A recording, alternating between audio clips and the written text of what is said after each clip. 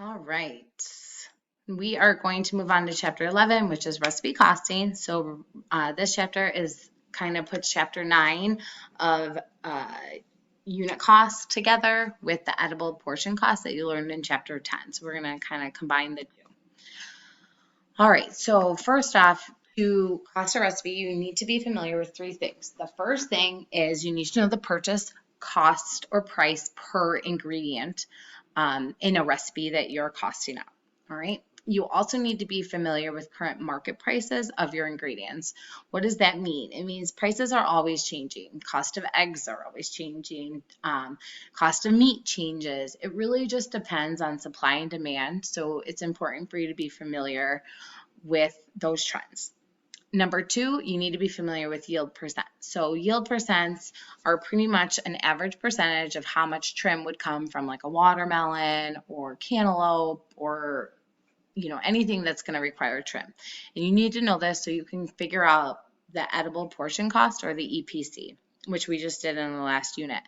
And then the third one is you need to be familiar with how to convert volume to weight conversions and use those proper formulas that we learned in prior units. So you make sure you're referencing those charts. All right, once you know the total cost of a recipe, and you do the total cost of a recipe by taking each individual ingredient cost, adding it up, and then that gives you the total cost of a recipe. Once you know that, you can figure out the cost per portion. So to figure out cost per portion, you take the total recipe cost, adding up all those ingredients gives you the recipe cost. You divide by the yield, or the number of portions that the recipe makes. And that is going to give you the cost for one individual portion. Okay, so that formula we're going to use.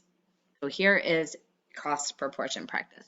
Your filet mignon dish costs $23.81 for each table of 5 guests. So 5 guests are going to share this dish, and it costs $23.81. So you are going to take that total recipe cost of $23.81 and you're going to divide by 5 because that's how many people it's serving. So how we're going to set that up was the cost per portion. All right, so very simple. You take your $23.81, divide by 5, and the cost per portion is $4.76. So obviously that's super cheap.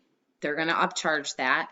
So now you're going to, once you have the cost per portion, now you can figure out how much you're going to sell it for because you want to make profit.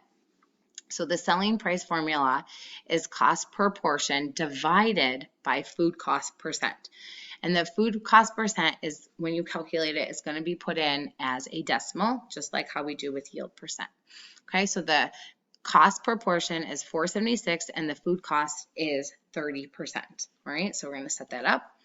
You're going to take your $4.76, which is the cost per portion for the filet mignon, and you're going to divide it by 30%, which when you calculate it will be 0.30, and you will get, rounded up, $15.87. Now, obviously you don't see a random like 87, it never ends in 7. It usually ends on a menu in 5 or 9, or it's just 2 zeros. So we would either round this up and sell it for $16, or we would sell it for $15.95, $15.99. You don't have to write any of that down, but I'm just giving that little piece of knowledge to you. All right, now let's put it all together. So for an upcoming event, you costed out that 30 guests is going to cost $2,100. You're going to calculate what is the cost per portion for that event, and then your food cost percentage is 45%. What are you going to sell it for? Okay.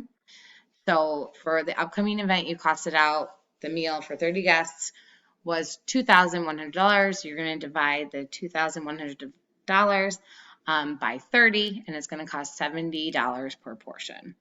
Your food cost percentage is 45%, so you're going to take that $70, divide by 0.45 in the calculator, which is 45%, and you're going to get $155.56 per plate is how much you're going to sell it for. Again, you probably will round that up a little bit more, but that is how much, using that calculation, that we would sell it for. So that's the minimum amount we would want to sell it for to make profit.